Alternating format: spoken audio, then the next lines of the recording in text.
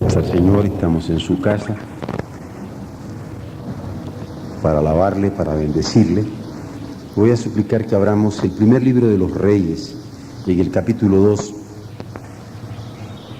para leer los primeros versos, cuando David está instruyendo a su hijo Salomón. Llegaron los días en que David había de morir y ordenó a Salomón su hijo, diciendo: yo sigo el camino de todos en la tierra. Esfuérzate y sé hombre. Guarda los preceptos de Jehová tu Dios, andando en sus caminos y observando sus estatutos y mandamientos, sus decretos y sus testimonios, de la manera que está escrito en la ley de Moisés, para que prosperes en todo lo que hagas y en todo aquello que emprendas.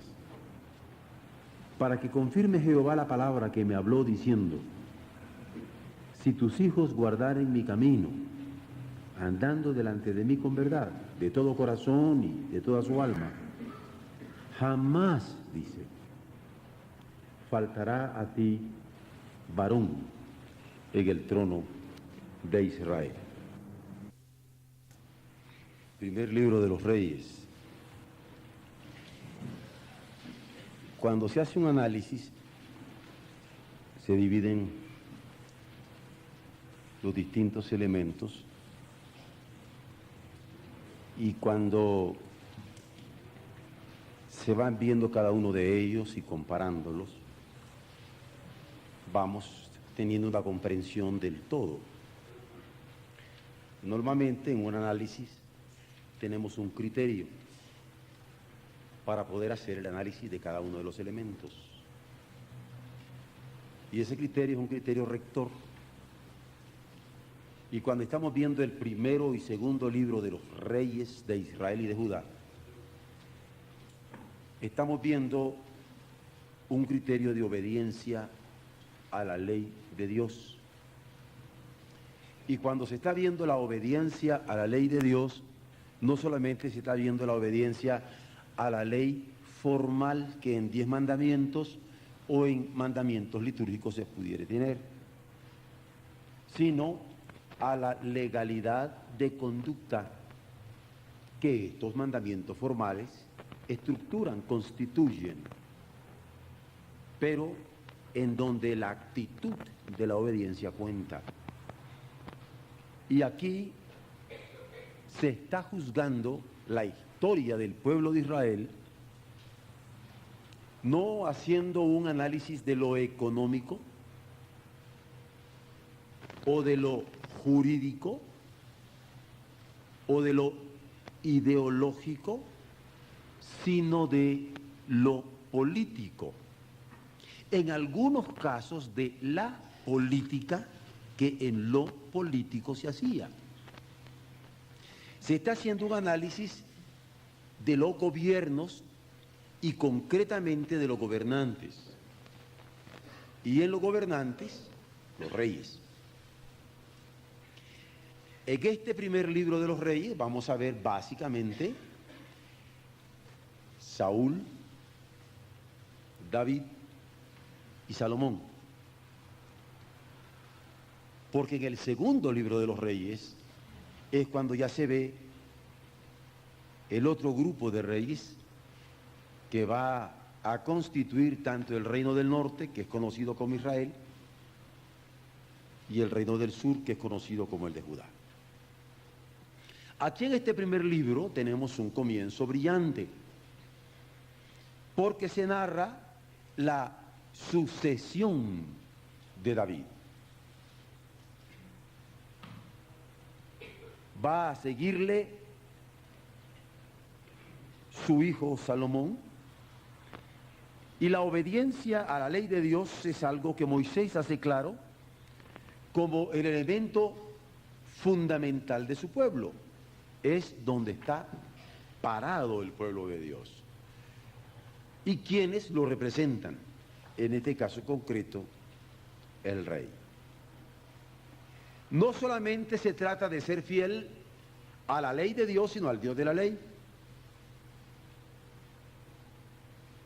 Y no solamente se trata de ser fiel a la ley de Dios y al Dios de la ley, sino con qué espíritu estamos siendo fieles. Porque hay que ser fiel al espíritu de las leyes.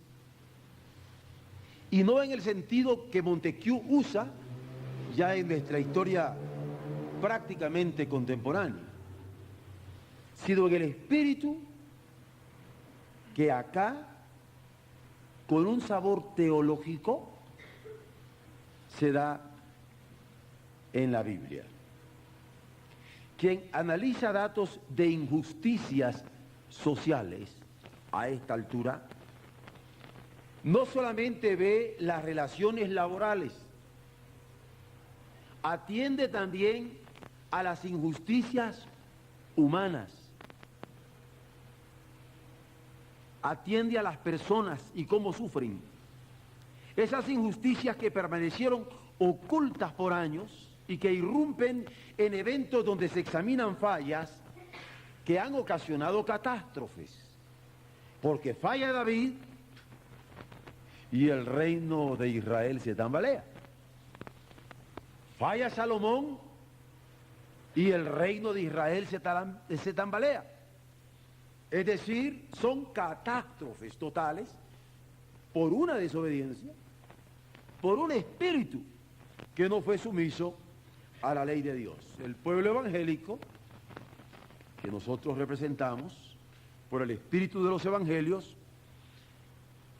es un pueblo que ha insistido en llamarse pueblo del libro, de la Torá, de la historia de los salmos, de los profetas, del Antiguo y Nuevo Testamentos de la Biblia,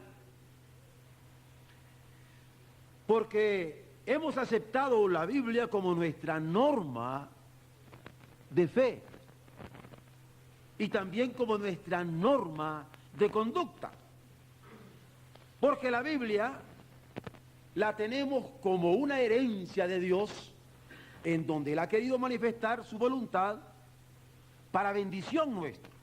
Nosotros lo obedecemos y tenemos bendición de hecho. Y así como los primeros 5 libros de la Biblia son conocidos con el nombre de Pentateuco, entre unos, o como la Torá, como la conocen los judíos, los libros que en estos momentos nos encontramos leyendo, Josué, Jueces, Ruth, primero y segundo de Samuel, y en estos momentos ya entrando a primero de los Reyes, el domingo próximo al segundo de los Reyes, son conocidos como los libros históricos. Es la historia en la que se ha confirmado a través de la vida del pueblo de Israel, que cuenta cómo fue confiado este pueblo a jueces, pero cómo fue confiado después a sacerdotes, porque los jueces fallaron, pero luego cómo fue confiado de jueces a sacerdotes, a reyes y profetas a través de los siglos, pero en donde cada uno ha de dar cuenta del ejercicio de autoridad y responsabilidad en turno. Yo tengo que dar cuenta del ejercicio de mi autoridad pastoral. Usted tiene que dar cuenta del ejercicio de su autoridad paternal. O usted tiene que dar cuenta del ejercicio de su autoridad magisterial. Las autoridades en turno son responsables a Dios todas. No hay una sola autoridad que no se deba al Señor. Un padre responde de su autoridad ante Dios. Un hermano mayor responde de su autoridad ante Dios. Una familia base responde de su autoridad ante Dios. Una iglesia líder responde de su autoridad ante Dios. Respondemos de la autoridad que hayamos recibido. Esto es importante saberlo como profesionales. Porque cuando se nos reconoce como autoridad en algún campo determinado, somos responsables ante Dios. Por eso cuando un ingeniero echa el petróleo al mar o lo echa al campo y contamina el mar y hace árido el campo, o por otro lado causa tanta contaminación en el aire, es responsable de su autoridad de conocimiento, que se llama autoridad epistemológica ante Dios. Los científicos somos responsables a Dios en cualquiera de las disciplinas académicas en que nos movamos. En el caso que nos ocupa, cualquier autoridad es responsable ante el Señor en el turno que le corresponde. Y Dios se hace presente a través de la vida y mensaje de cada uno de ellos. Y como es claro en la conmovedora historia del papel de juez y sacerdote de Samuel, también lo es en la vida del profeta Natán, en este primer libro de los Reyes, cuando es encargado de señalar en forma inequívoca, a la hora de una falla, la función privilegiada del ministerio que le había sido encomendada al rey David. Porque la catástrofe viene cuando se falla el pacto. Y es por ello que los sacerdotes han de interceder. Esto nos compete a nosotros, que como cristianos nos conocemos ejerciendo el sacerdocio de todos los santos, porque sobre nosotros se da la responsabilidad de interceder por México. Y la responsabilidad que tenemos es intransmisible a otros. Somos responsables de lo que nos toca. Los sacerdotes en este caso tenían que interceder por las fallas que tenían los reyes. Y es allí en donde tienen que ejercer su ministerio. En este libro del primero de los reyes se tiene no solo la grandeza del reinado de Salomón por su riqueza, sino la grandeza del reinado de Salomón por su sabiduría. Es más, a Salomón se le conoce como el sabio por antonomasia. La sabiduría de Salomón es proverbial. Él, como rey, construye el templo que su padre no pudo construir porque Dios no le permitió. De modo que este primer libro de los Reyes, si se quiere, nos habla del triste comienzo de estos dos reinos, donde se inicia con la lucha de dos hermanos, como Adonías y Salomón. Adonías era hermanito de Salomón. Y lo querían madrugar a Salomón. Estoy usando la palabra que se usa en México cuando hay un madruguete. Entonces le dan la noticia a la mamá de Salomón para que no se durmiera y que estuviera atenta. Con eso comienza el libro, con esta historia de intriga entre Adonías y Salomón, que ajenos ellos quizá a estas alturas formaban parte familiar. Y allí es donde va a continuar los reinos de Israel y de Judá, concluyendo la destrucción de Israel en este primer libro y dándonos ya los inicios del deterioro del segundo, o sea, del reinado de Judá, para el siguiente. Aquí está claro que no se puede servir a dos señores, como decía Jesucristo. Porque Salomón llega a ser rey. Después de David, su padre, llega a ser rey. Pasa por encima de la pretensión de su hermanito Adonías, que quería asumir el reino de su padre David. Es auxiliado por la intervención del profeta Natán con la madre de Salomón para que interviniera a tiempo, y nos hallamos pues con Salomón reinando en el trono. Y Salomón no solamente llega a ser rey, también llega a ser sabio. el sueño anhelado de poseer el don de la sabiduría le es concedido como juez proverbial entre los suyos. Hay pactos ventajosos con reinos aledaños como el de Irán en Tiro. Salomón hace pactos con Irán. Y se hacen construcciones como la del esperado templo que guardaría los objetos sagrados y consagrados a Jehová. Por ese pacto que se hace con Tiro, hay negocio, hay mucho comercio, hay mucha riqueza, hay mucho poder. Es más, a Salomón le van a llegar a visitar personas de una importancia tal como la reina de Saba. Hay conversaciones de todos los días, salpicadas de cedros del Líbano, con los que se alcanzan a construir no solamente el templo, sino también la casa en donde habría de habitar Salomón. Pero este Salomón que llega a ser rey, este Salomón que llega a ser sabio, llega a ser también poderoso, y nos muestra lo que para muchos es una edad de oro en el reino de Israel, aunque se inicia con el mismo Salomón, la división de Israel y Judá, hasta culminar en la caída de Samaria, por un lado en el 722, o la destrucción de Jerusalén en el 587 a.C.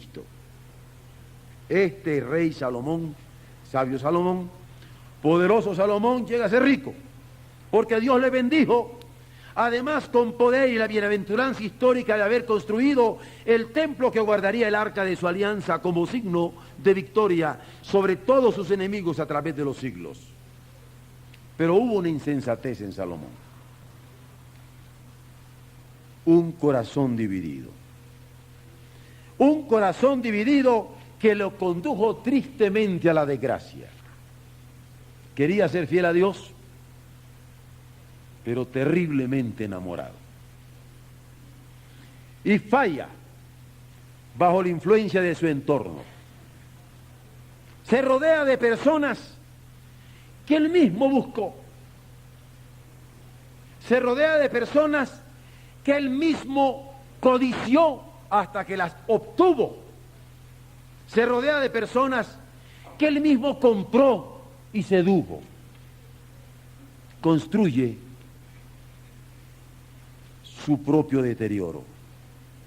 Vean ustedes cómo la palabra de Jesucristo estaba respaldada por la verdad vivida en carne propia por este pueblo de Israel cuando dijo: no se puede servir a dos señores, no se puede servir a Dios y a la codicia de ninguna índole. Es por eso que Salomón fracasa por insensato, fracasa por cerrar la sensibilidad de sus oídos a la voz de Dios, fracasa por cerrar la sensibilidad de su corazón a la voz de Dios. Y así la historia de Salomón es la de un reino unido y fuerte que por una desobediencia, la suya, es reino que se colapsa y degenera en mediocridad, siendo deportados al fin con dolores indecibles al cautiverio en Babilonia ulteriormente. Con razón Jesucristo también dijo: por sus frutos los conoceréis. Hay lecciones de la historia. Son lecciones que además de ser objetivamente de la historia, son objetivamente de parte de Dios. Y con esta palabra de Jesús, por sus frutos los conoceréis, estamos ante ambas, las lecciones de la historia y las lecciones de parte de Dios.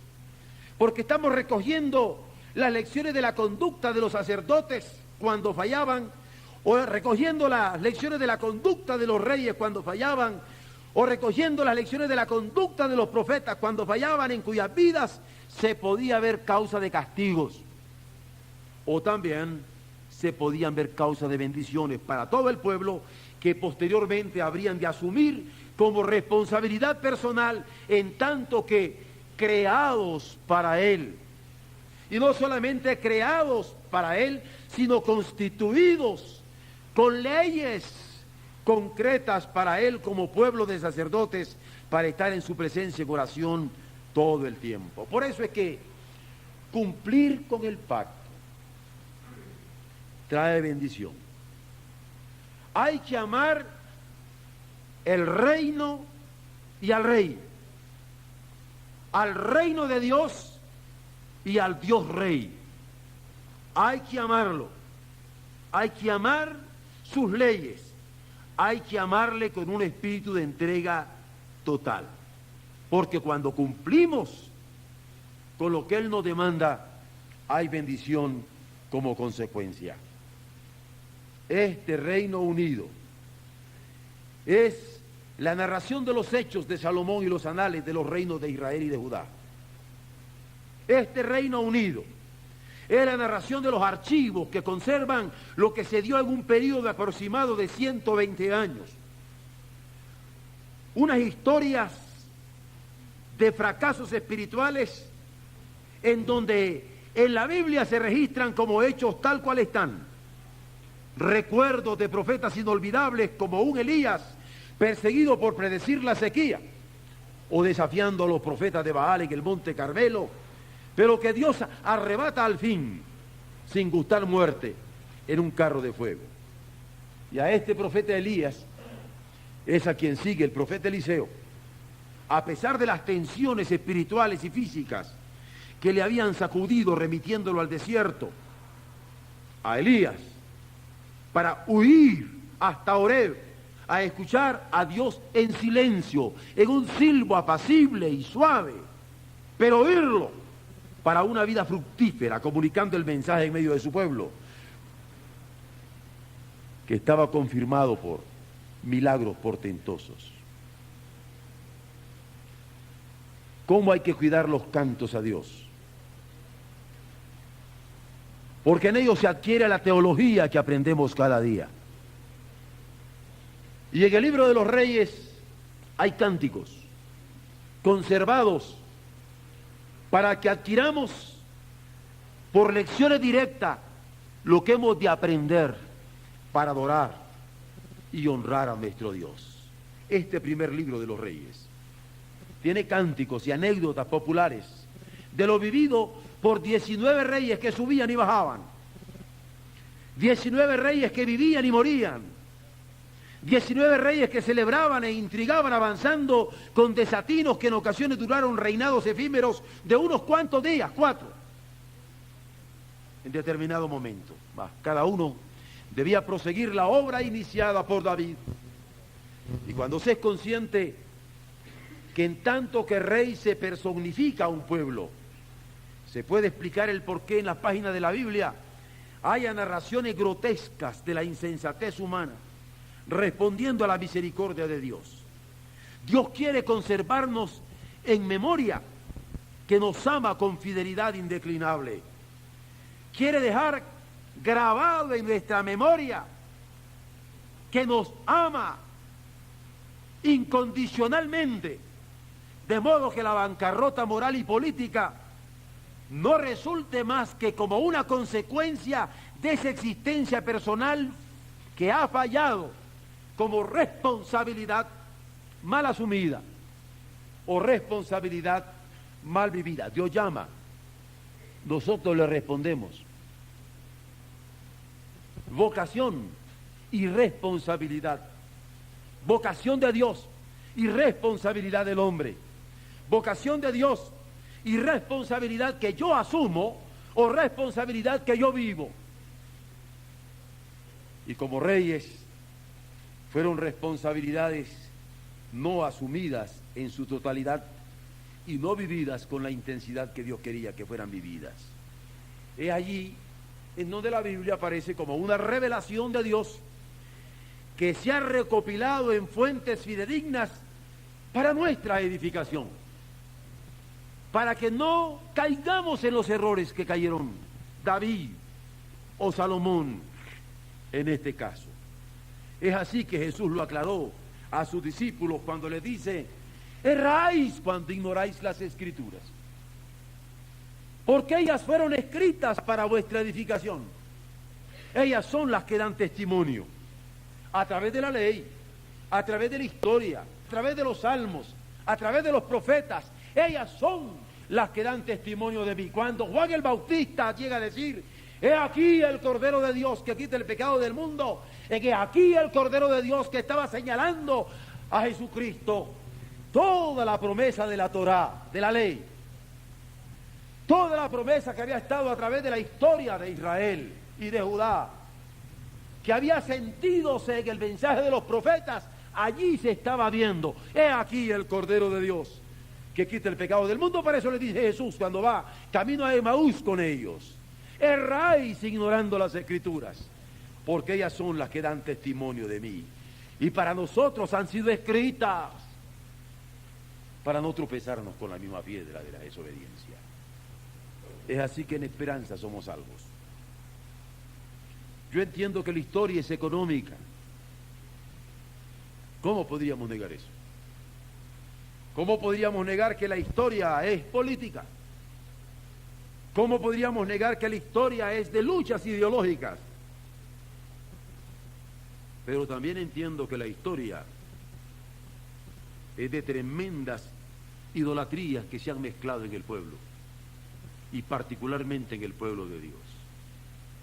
Cuando hemos comenzado a depender de otros u otras fuentes y no en Dios mismo. Y qué terrible cuando caemos en esta idolatría. Vean ustedes el caso de Salomón.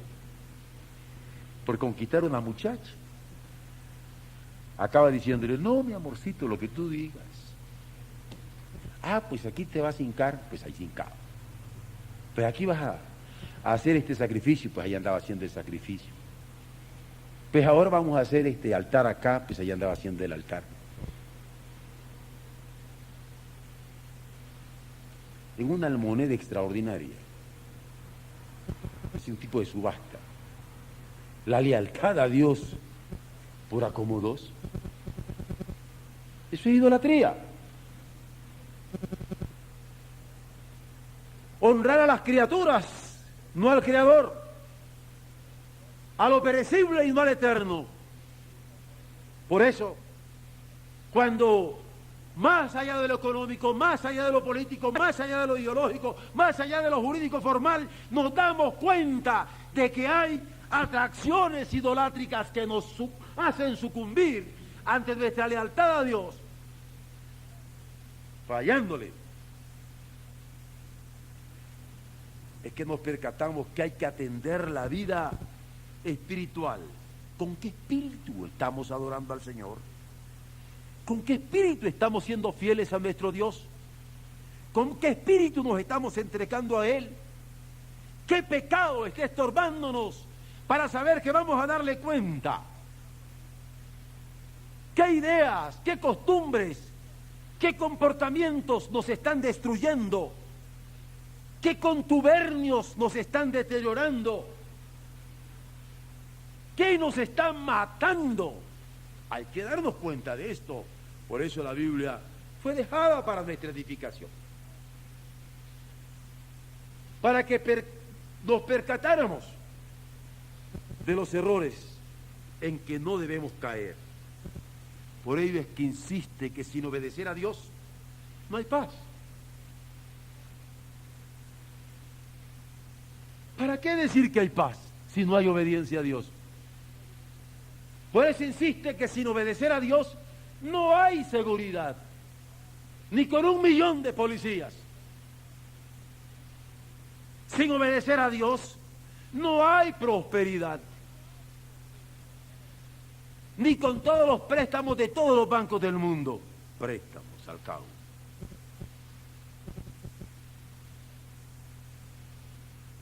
Entonces, ¿qué es lo que nos sostiene en esperanza?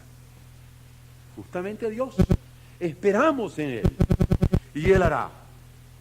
Él es nuestro amparo y fortaleza, nuestro pronto auxilio en las tribulaciones. Él es la roca de los siglos en la cual está cimentada nuestra fe. Así es que podemos cantar recordando a Isaías el profeta, que cuando esperamos en Dios poseemos fuerzas nuevas cada día para confiarnos a Él. O lo enseñamos con toda devoción, en tanto que cristianos, al alentarnos con el mensaje paulino a los hermanos de Roma, de mantenernos gozosos en la esperanza, sufridos en la tribulación, pero constantes en la oración. Además de rememorar el mensaje a los hermanos de Colosas, al decirles sobre la realidad de la espiritualidad cristiana, que es la realidad, lo que se toca, la res. La realidad de la espiritualidad cristiana es que Cristo es en nosotros la esperanza de gloria. Por eso es que hemos de orar. Por eso es que hemos de clamar a Dios nosotros. La solución está en la humillación del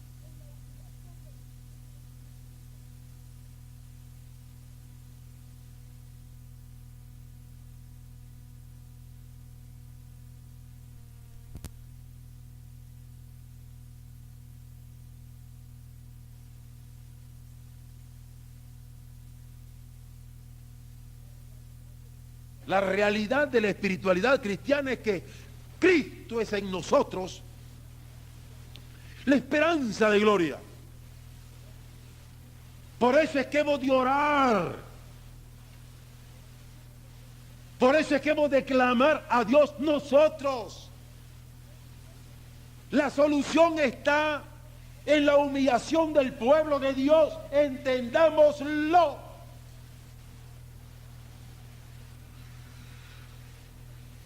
Cuando no queremos asumir nuestra responsabilidad a la vocación de Dios, estamos pecando.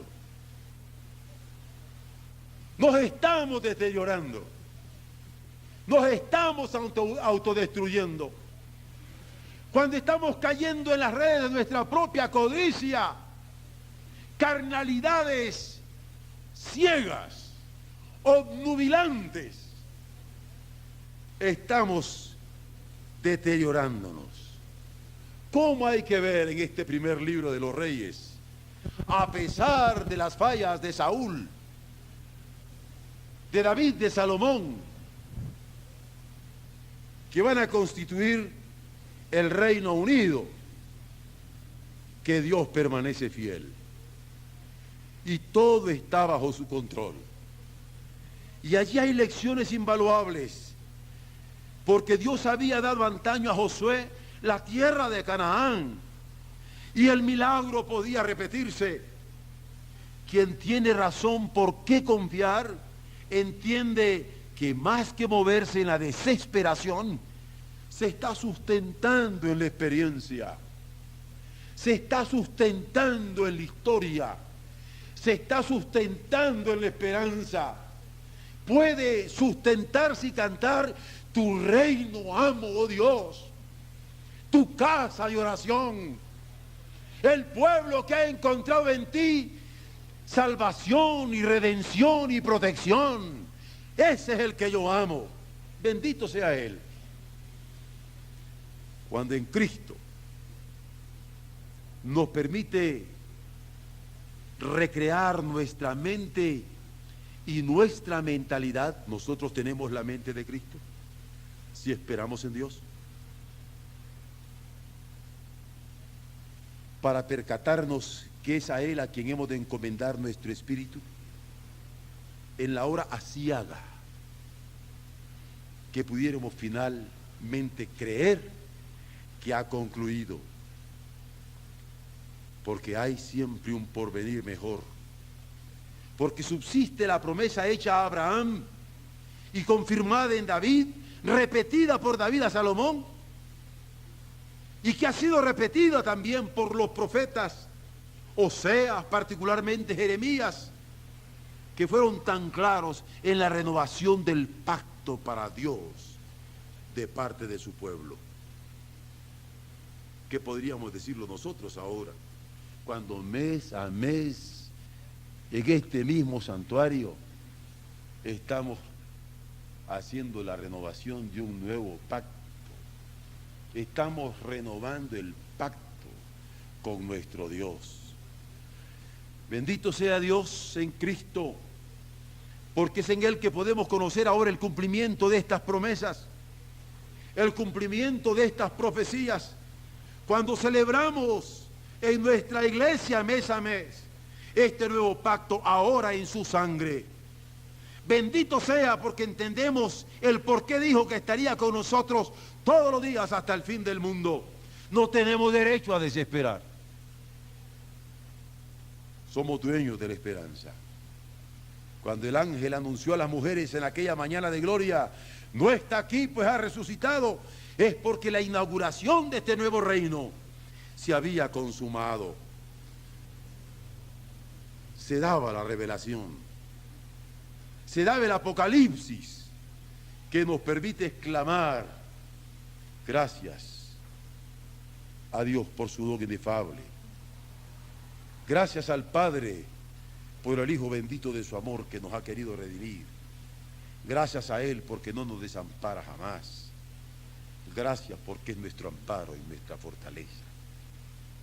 Que Él nos permita aprender del primer libro de los Reyes a obedecerle para ser bendecidos y ser instrumentos de bendición. Amén.